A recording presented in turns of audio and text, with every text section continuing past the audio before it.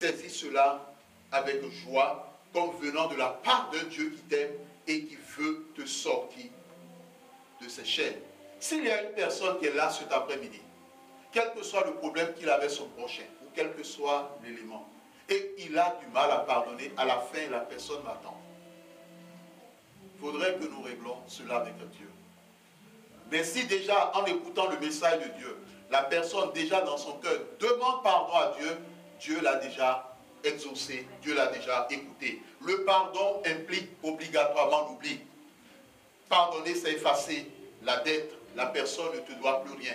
Ne sois pas de ceux-là qui ont tendance à dire la foi dernière, je t'ai pardonné, mais ne pense pas que ce sera pareil la prochaine fois. On n'appelle pas cela du pardon. Bien-aimés dans le Seigneur, il y a aussi l'esprit de célibat. Nous avons été confrontés aussi à cette puissance dans certains cas. Et l'Éternel nous a dit, lorsque nous préparons cet enseignement, qu'il y a certaines personnes qui sont là cet après-midi, qui ne pourront pas expérimenter la joie du mariage simplement parce que c'est leur père qui décide de qui ils doivent marier et c'est leur père qui doit donner le feu vert avant qu'ils ne se marient. Bien-aimés dans le Seigneur, c'est des règles qui ont été mises en place. Et vous verrez que dans certaines familles, par rapport à la mère, quand vous posez la question, soit à la grand-mère ou à la mère ou au père, vous posez la question, dans certaines familles, pendant de longtemps, bien pendant des années, même aujourd'hui, dans certaines familles, c'est le père qui prend la décision en disant, bon, et non, celui-là, je ne le veux pas, il ne me plaît pas. J'aimerais plutôt que tu ailles avec telle personne. Et quand on remonte encore plus loin, on n'a pas besoin de la vie de l'homme, ni de la vie, surtout de la vie de la femme. Surtout, on n'en a même pas besoin. Tu te marieras avec telle personne, un point, un trait. Et la discussion était close. Tu l'aimes, tu ne l'aimes pas, ce n'est pas le problème, tu te marieras. Et ça, on retrouve cela aujourd'hui même dans les tribus peuls et même dans certaines familles musulmanes, on retrouve cette réalité. Bien-aimé dans le Seigneur, as-tu posé la question à Dieu pourquoi tu as du mal à trouver un mari? As-tu cherché la face du Seigneur? Il est très important que tu passes du temps sur ces sujets. As-tu posé la question à Dieu pourquoi lorsqu'une personne vient, elle repart? As-tu posé la question à Dieu pourquoi est-ce que malgré que je me suis marié, après j'ai divorcé? Ce sont autant de questions, autant d'interrogations. La réponse, elle est auprès de Dieu. Mais sachons qu'il est important que tu demandes à Dieu, si tu as un problème de mariage, que désormais ce ne soit ni ton père, ni ta mère qui décide, mais que ce soit lui qui décide en ce qui concerne ton mariage. Amen. Si nous le disons, c'est tout simplement parce que ton père peut être influencé par l'adversaire. Ta mère peut être influencée par l'adversaire. Surtout si tes parents ne connaissent pas le Seigneur. C'est très facile. Dans ce monde, il y a deux royaumes. Soit le royaume de Dieu, soit le royaume du diable. Il n'y a pas de milieu. Soit tu es un enfant de Dieu, soit tu es un enfant du diable. Il n'y a pas de milieu. Il faut remettre les choses en place. J'ai eu des cas par rapport à, et j'ai déjà donné ce témoignage d'une sœur en Christ, qui à un moment donné a posé la question véritablement à Dieu, Seigneur, pourquoi jusqu'à ce jour je ne me suis pas encore mariée? Elle a ouvert son cœur. Parce que quelquefois nous ne recevons pas de Dieu parce que nous n'ouvrons pas notre cœur entièrement à l'Éternel. Ouvre ton cœur à Dieu. Dis-lui ce que tu vis, ce que tu ressens. Elle a ouvert son cœur à Dieu. Elle a déversé ce qu'elle avait dans son cœur devant le trône de Dieu. La Bible dit, déposez sur lui de tous vos fardeaux, de tous vos soucis, et il prendra soin de vous. Amen. Pourquoi veux-tu porter tes fardeaux et tes soucis? au lieu de les déposer sur l'Éternel.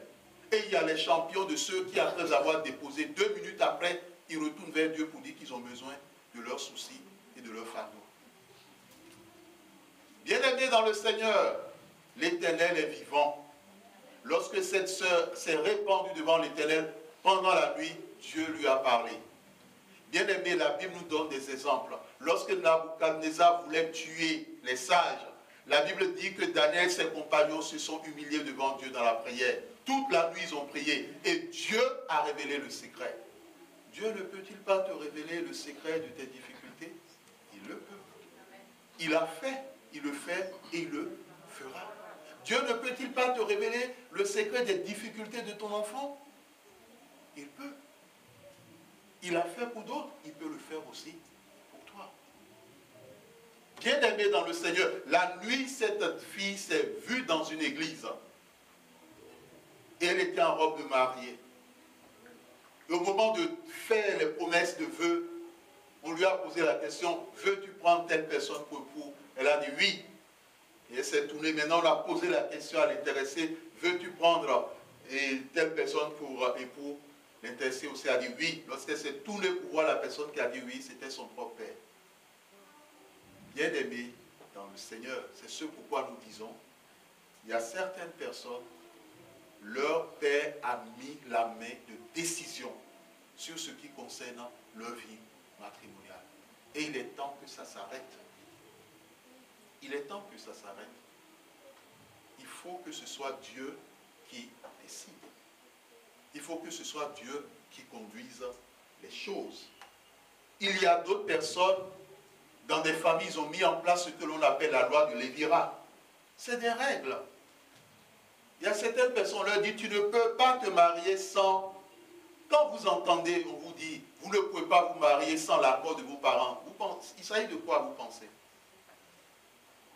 Sûrement, cette personne a eu le temps de réfléchir sur cette réalité. Ah non, tu ne peux pas le faire sans l'accord. C'est simplement parce qu'il existe une règle. Il existe une règle où la décision dernière revient aux parents.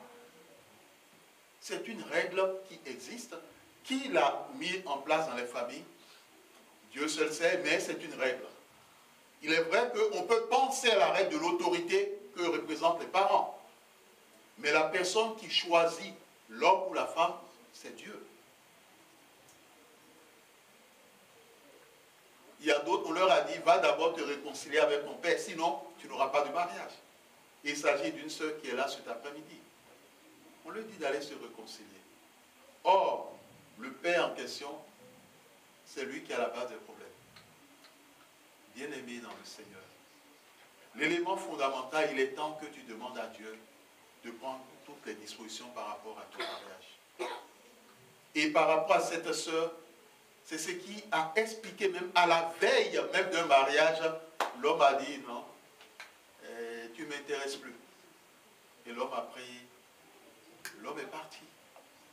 Il y a eu un autre, l'homme est parti avec tous les dons qui ont été donnés dans le cadre du mariage. Il a pris la tangente. L'église les ont donné des sous pour le mariage et à 2 jours du mariage, il a disparu avec tout. Tout l'argent, toute la somme, il est parti. Bien-aimés dans le Seigneur, si l'Éternel nous permet de savoir qu'il existe des esprits de vampires, des esprits de serpents, on a eu même affaire à des esprits d'inquiétude, des esprits de serpents, de cobras, de misère, de sécheresse, de mort, de divination, même de pauvreté. De pauvreté parce que dans la vie de la personne, rien n'allait. Et en priant pour cette personne, en lui tenant la main, en priant, il y a eu des manifestations, on a interrogé l'esprit, l'esprit a dit qu'il est un esprit de pauvreté. Rassurez-vous qu'un esprit ment, Dieu, par le Saint-Esprit, nous permet de comprendre qu'il ment. Quand il dit la vérité, on sait aussi qu'il dit la vérité. Parce que nous savons que Satan est le père du mensonge. Amen. Amen. Pour finir, nous donnons la confession d'une reine des sorcières qui était l'une des épouses du diable. Elle avait 7 ans. lorsque nous avons eu à rencontrer ce cas, on n'était pas le seul, on travaillait avec d'autres serviteurs de Dieu. Elle avait 7 ans, mais sa tante l'avait déjà initiée à la sorcellerie. C'est ce pourquoi nous disons, ou c'est ce pourquoi l'Éternel vous dit, priez pour vos enfants. S'il y a certaines personnes qui ont négligé la prière de leurs enfants, reprenez le flambeau, ne jouez pas avec, hein. Priez pour vos enfants, c'est très important. Nous ne savons pas ce pourquoi Dieu insiste sur cela, mais s'il le dit, c'est pour une raison. Priez pour vos enfants. Et cette reine des sorcières, elle disait que chaque année, tous les sorciers, les sorcières, venant de différents horizons, avec les satanistes avancés, les marabouts, les charlatans, les membres de plusieurs sociétés ésotériques comme la Rose-Croix, la franc-maçonnerie, le Temple solaire, les Cancans, la Sept Moon et autres, ils se réunissaient, ils se regroupaient. Et au cours de leur réunion, ils décidaient à l'unanimité de s'unir tous ensemble pour mieux combattre les chrétiens, pour réussir leur mission dans le monde et pour influencer les décisions. Bien-aimés, si l'Éternel nous permet de dire cela, c'est pour dire à ceux qui ont eu une fois dans leur vie à aller vers les marabouts, aller vers les guérisseurs, aller vers les charlatans, il faut qu'ils passent par la délivrance. Si certains sont déjà passés, gloire à Dieu, mais c'est important. J'ai eu le cas d'une fille que nous avons suivie en la délivrant. Tous les marabouts qu'elle était allée voir, chacun de ces marabouts était dans sa vie. Chacun. Et il donnait le nom avant de sortir. Chacun était. Aller voir un marabout, c'est sceller un pacte avec le diable. Aller voir un guérisseur des ténèbres, c'est sceller un pacte avec le diable. Et ça, il faut sortir de ces choses. Et certains aujourd'hui, il y a une soeur qui est là cet après-midi, son problème de santé est lié à cela. Elle a un mal dont elle souffre depuis plus de 12 ans. Ça vient, ça repart. Ça vient, ça repart. Ça vient, ça repart. Il faut que l'Éternel intervienne pour faire grâce. Que le Seigneur bénisse sa parole dans nos cœurs. Amen. Amen.